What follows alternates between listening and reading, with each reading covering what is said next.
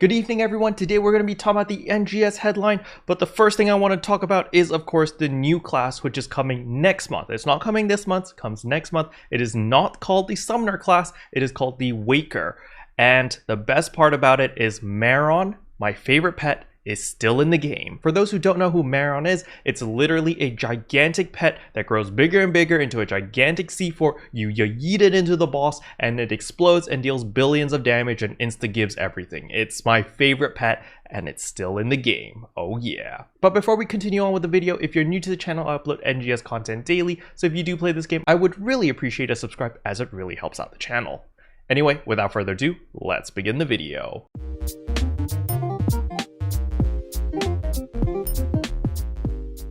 Alright, so we'll start off with the exciting news, and that is of course the new Waker class coming next month. But playing this class, you literally feel like a JoJo's character. You summon your stands, or your familiars, or your summons, or whatever, and when you cast a specific PA, they just materialize out of thin air, and they do the actions that you want them to do. So you've got this punchy boy, you've got this photon blasty boy, you've got these birds or dragons, you can even ride one of your dragons, and then of course you've got my favorite pet, which is the Maron, which you charge up and you throw it into the boss and it explodes and everything is beautiful. So I am definitely looking forward to seeing this class. Something that has me a little bit interested is all three of these different pets that they used in the video seems to use every type of potency. So the punchy boy is obviously going to be melee potency, the dragons seem to be a range potency, and Maron of course is going to be a tech potency. So I think we aren't too far off the mark of having this class being mixed potency.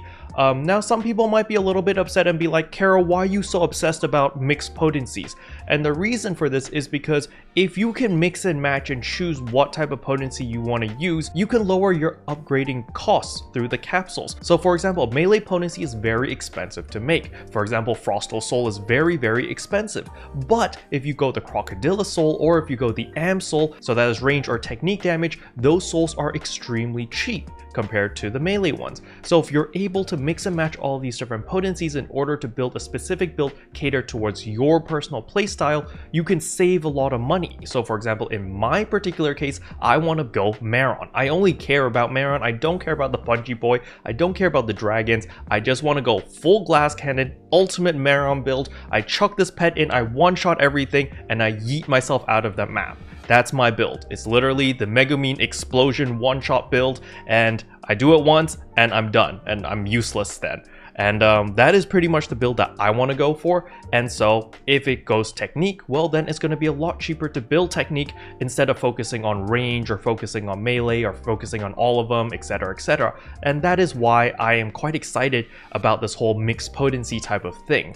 But of course, we haven't seen any numbers yet. We only just saw the introduction of the class or like the little trailer or teaser. So things may change. Things are still subject to change. All right, with the Waker stuff out of the way, the next thing we need to talk about is the 10th year anniversary. So the first thing I want to talk about is they have done some permanent changes that will carry over even after the 10th year anniversary is over. The number one biggest change is veteran spawns. The veteran spawns at the moment is like 12 to 13 minutes. They are lowering it to 5 minutes. So this is a permanent change, not just for the 10th year anniversary. Veterans will respawn in 5 minutes. And this is forever now. So that is a very welcome change, especially for people who want to do veteran hunting. So Dreadkeeper 3s are going to be a lot more obtainable, and that way we can have access to that capsule and basically let everyone just do dread farming a lot easier without all this hassle since they respawn in 5 minutes. The next biggest thing is Emperappy is back. Emperappy is by far my favorite Rappy. It's just this giga fat Rappy that just sits around and just like hugs you, and they are great. So unfortunately, they didn't talk much about the loot. They just said that if you defeat Emperappy, you do get Strugments as well as arms refiners, but I'm pretty sure Emperappy might drop something else because, you know, Sega, they always like to hide information from us, and we're gonna have to go out and fight these guys in order to figure out what the heck they drop. Next up is, of course, the seasonal event. unfortunately, Shandy is not back. We have this crazy guy called Emperappy. This guy is obsessed with rappies. He literally has a rappy helmet on his head, and he is going to be our event merchant for this season. However, something to keep note of is we don't have an elemental weapon this season. We have a new 6-star rarity weapon called the Evil Orbit weapons. They're basically going to be the same as the Evil Eclipse weapons, so there is no element on it, so you can pick this up and just use it as a regular weapon. But we do have a new augment which is actually pretty useful. It is called the Daytime Exploit. It gives you an additional 2.5% potency against enemies during the daytime. So that is pretty powerful, to be honest, and it's actually usable even after this event goes away. Since you get this 2.5% potency just during the day, there's no real conditions or limitations to it, so it's going to be very, very powerful. Next up are the PSO2 10th year anniversary special scratch tickets. So again, like the spring 2022 scratch tickets, we have a new category, a new special scratch, which you can earn tickets by simply running the limited time quest or doing tasks around the world or doing weeklies, limited time tasks, stuff like that. And you can use these scratch tickets to earn quite a lot of goodies. So they have revamped Darkfall's persona as well as Matoi's outfit, and they are both available in this scratch. I personally will be going for the Matoi outfit because I'm a big fan of Matoi, of course, but more importantly are their weapon camos. Their weapon camos act exactly like NGS weapon camos, where the color variant of your weapon will change based off your base color. So for example, if you're wearing purple, your katana will also be purple. So it's really, really nice. I really like this feature about NGS outfits, and I'm glad that they're allowing free-to-play players in order to gain access to these weapons or this variant. So yeah, I do recommend that you do try to get those weapons, since this special scratch is going to be limited for the 10th year anniversary, so you have a month to do it and get all these rewards, but it's worth it, trust me, please do it. Now on top of that, there are a bunch of other weapon camos also going to be available in this scratch, including the seasonal weapon camos, which was a very, very funny and troll weapon camo. So for example, with the great sword, you basically hold a gigantic tuna and you slap people in the face with this giga tuna and they die. It's really, really great. I quite like that weapon camo quite a bit. Next up is a revival SG scratch called the Halpha Arks Revival. So this of course is just going to be bringing back all of the old SG scratches which you may have missed. However, here is the catch. We get 10 free scratches every single day. So this is a big deal because you're going to be able to get a crap ton of these cosmetic items. Basically, it's free SG scratch items all day, every day, and if you don't like them, no big deal. You turn them into SG recycle badges. You can use your SG recycle badges for augment protections, for example. So it's a win-win situation. So just go wild whenever this comes out. Just make sure that you do use your 10 free scratches every single day because they're free. Next is of course the new limited time quest, which is a trap in the forest. This looks amazing. It's literally like a boss rush. So there were a lot of seasonal quests back in the base game, which I really enjoyed, where it's literally you go for it and it's boss after boss after boss after boss, and you just kill bosses all the way till the very end, and then you have this new boss that you gotta beat.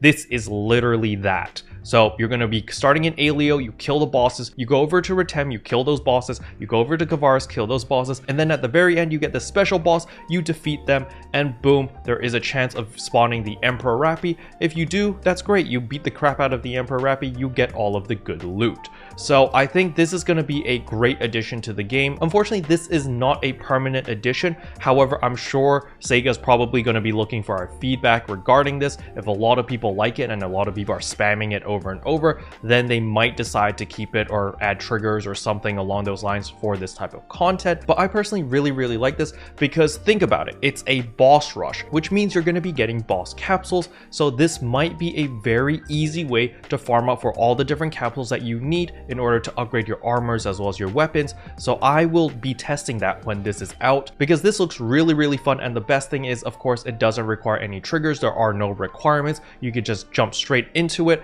and you can just start blasting away. So I'm very excited for this and I can't wait for this to come out. Now, of course, we have a new SG scratch called the Polar Raiment. This is basically Aina's winter costume as well as the Power Ranger costumes and a bunch of weapon camos. So if you want that, you can scratch for it. I personally think the weapon camos are pretty dope. I kind of want those weapon camos, but they're basically all the weapons that you see in the cutscenes. If you play through the story of Kavaris, all the weapons that the Power Rangers were using, it's literally their weapons. So yeah, it's pretty cool. You could cosplay as the Power Rangers, cosplay as Aina in her winter garb, which is really nice. Or of course, you can just get the weapons, which is what I'm personally going to be doing. I'm going to get the weapon camo, and there is a new motion dash where you jump on the little buggy, just like how Power Ranger Yellow did in the cutscenes. So that's pretty cool. I want a little buggy, so I'm pretty happy about this. So on top of all of that, there is something for my fashionistas out there, and that is the salon is going to be free, other than the color changes. Color changes, unfortunately, you will still need a color change pass, but anything that would normally consume a salon free pass or an end salon free pass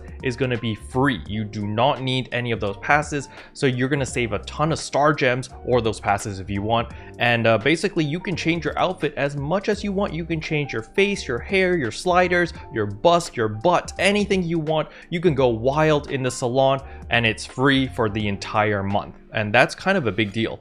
And for those who do want to change their colors very frequently, we will be getting an end color change pass every single week. So you'll get a total of 4 color change passes. So if you do want to change your colors, or maybe you're looking towards like a new fashion of some sort, you can do so as well. Now there's one more thing I want to talk about. However, it doesn't start until July 20th. But on July 20th onward, for the next 2 weeks, we are getting Ultra PSO2 Day Buffs, but for 2 entire weeks.